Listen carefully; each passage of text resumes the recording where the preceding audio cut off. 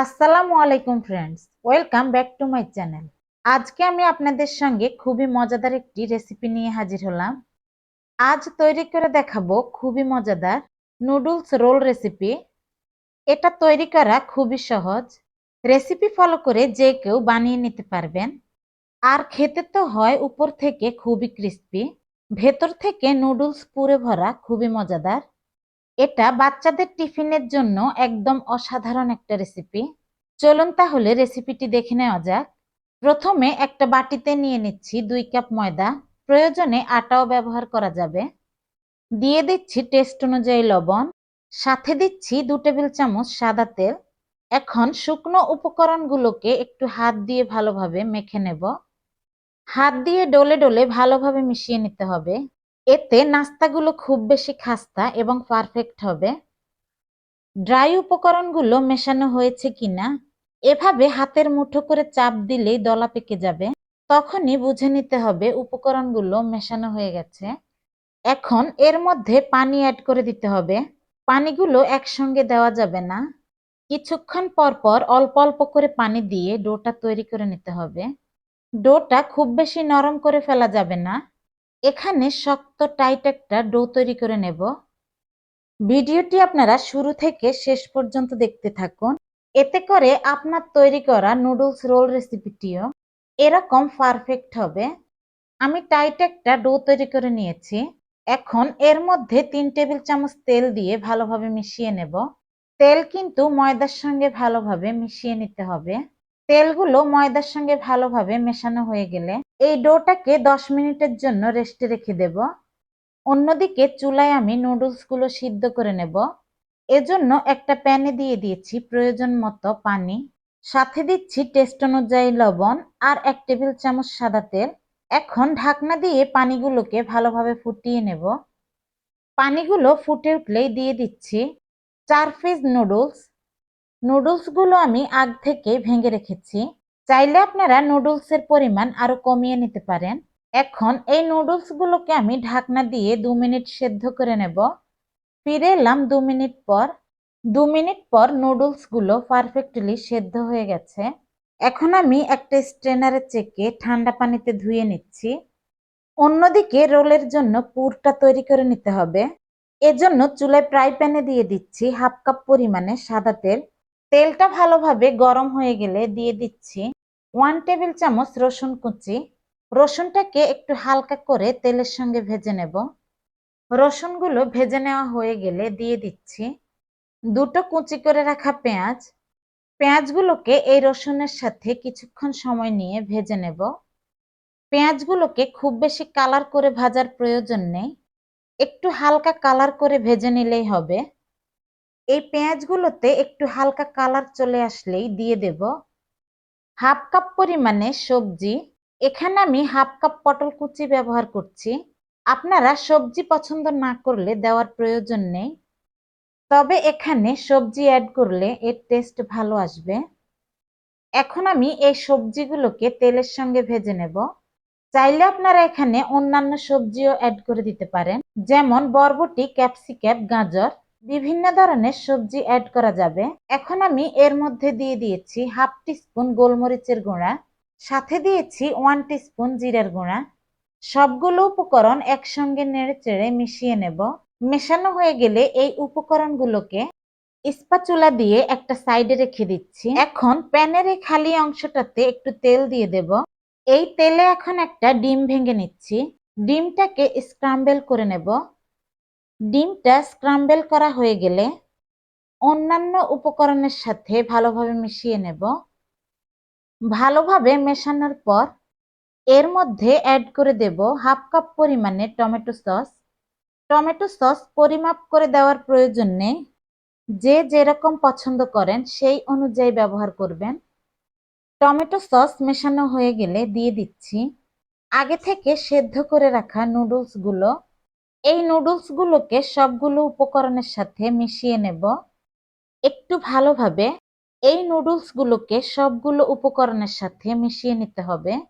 আশা করছি রেসিপিটি আপনাদের কাছে খুবই ভালো লাগবে আর খুবই সহজ মনে হবে। ভালো লাগলে অবশ্যই কমেন্টসের মাধ্যমে আপনার মতামত জানিয়ে দেবেন।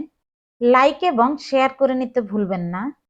আরেকটা কথা, যারা ভিডিওটি ইউটিউব চ্যানেল থেকে দেখছেন তারা চ্যানেলটিকে সাবস্ক্রাইব করে চ্যানেলের সাথেই থাকবেন। আর ফেসবুক থেকে দেখে থাকলে আমার পেজটি লাইক এবং ফলো দিয়ে রাখবেন।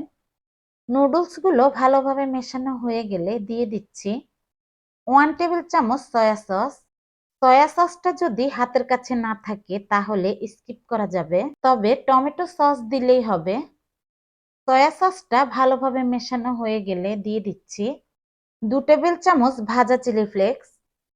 এর সাথে দিয়ে দিচ্ছি কিছুটা পরিমাণে ধনিয়া পাতা কুচি। ধনিয়া পাতা দেওয়ার কারণে এর স্মেলটা খুব ভালো আসবে।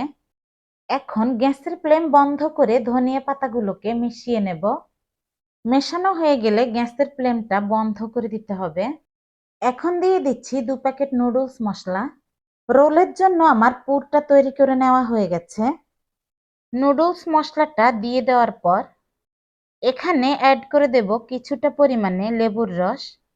হাতের কাছে যদি লেবুর রসটা না থাকে তাহলে এখানে লেবুর রসের পরিবর্তে হোয়াইট ভিনেগার অ্যাড করে দিতে পারেন। এবার নুডলস মশলা আর লেবুর রসটাকে ভালোভাবে মিশিয়ে এই পুরটাকে নামিয়ে নিতে হবে। পুরটা নামিয়ে নেওয়ার পর 5 মিনিট সময় ধরে ঠান্ডা করে নিতে হবে। আমি এই পুরটাকে অন্য একটা পাত্রে ঢেলে 5 মিনিট ঠান্ডা করে নেব। ফিরে এলাম 10 মিনিট পর।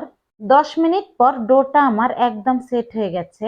ডোটা আগের চাইতেও অনেকটা সফট আর স্মুথ হয়ে গেছে। এখন আমি কিছুক্ষণ এই ডোটাকে মেখে নেব। মেখে নেওয়া হয়ে গেলে এই ডোটাকে ছোট ছোট করে লেচি কেটে নিতে হবে।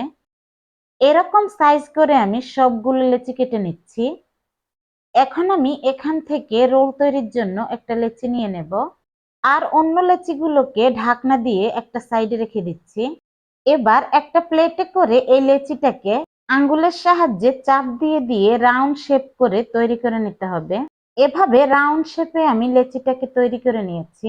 এখন চামচ দিয়ে রুটিটার মাঝখান বরাবর নুডলসের পুরটা দিয়ে দিতে হবে। পুরটা দেওয়া হয়ে গেলে আঙ্গুল দিয়ে এভাবে সেট করে নেব। চাইলে আপনারা এই রাউন্ড শেপটাকে একটা বোর্ডের উপরে রেখে তৈরি করে নিতে পারেন। তো পুরটাকে আমি এভাবে করে আঙ্গুল দিয়ে সেট করে নিয়েছি। এখন এর চারপাশে পানিটা লাগিয়ে নিতে হবে। এখানে পানি কিন্তু আঠার কাজ করবে। ভালো করে সিল করে নিতে হবে, তা না হলে কিন্তু রোলগুলো ভাজার সময় খুলে যাবে। খুলে যাওয়ার পর পুরটা কিন্তু বেরিয়ে যাওয়ার চান্স থাকবে। আঙ্গুলের সাহায্যে চারপাশে কিন্তু আমি পানিটা লাগিয়ে নিয়েছি।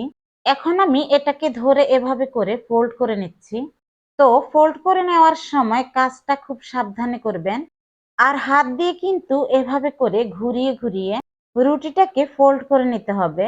তো দেখতেই পাচ্ছেন একটা নুডলস রোল আমার তৈরি করে নেওয়া হয়ে গেছে। এভাবে সুন্দর করে সবগুলো রোল আমি তৈরি করে নিয়েছি। এখন চলে যাচ্ছি নাস্তাগুলো ভেজে নেওয়ার জন্য। এই জন্য চুলায় প্রয়োজন মতো তেল গরম করে নিলাম। তেলটা খুব বেশি গরম করা যাবে না, অল্প গরম অবস্থায় রোলের শেপগুলো দিয়ে দিতে হবে। নাস্তাগুলো কিন্তু একসঙ্গে ভাজা যাবে না। এই নাস্তার শেপগুলো তেলের মধ্যে দিয়ে দেওয়ার পর কিছুক্ষণ পর দেখা যাবে যে এগুলো অনেকটাই ফুলে গেছে। তাই নাস্তার শেপগুলো কমিয়ে তেলের মধ্যে ভেজে নিতে হবে। এতে করে নাস্তাগুলো সুন্দরভাবে ফুলকো ফুলকো হবে আর নাড়াচাড়া করার সময়ও খুব একটা অসুবিধা হবে না। চুলার আঁচ মিডিয়ামে রেখে নাস্তাগুলোকে সুন্দরভাবে গোল্ডেন কালার করে ভেজে নিতে হবে। এরকম উল্টে পাল্টে গোল্ডেন কালার করে আমি নাস্তাগুলো ভেজে নিয়েছি। এখন আমি তেল থেকে নামিয়ে নেব। তো তৈরি হয়ে গেল আমার দারুণ মজাদার নুডলস রোল রেসিপি। এখন নাস্তাগুলো আমি পরিবেশন করে দেখিয়ে দিচ্ছি। দেখুন, আশা করি বুঝতেই পারছেন কত সহজভাবে এই নুডলস রোল তৈরি করে নিতে পারবেন। এটা বাচ্চাদের টিফিনে অথবা বিকেলের নাস্তার জন্য একদম পারফেক্ট একটা রেসিপি।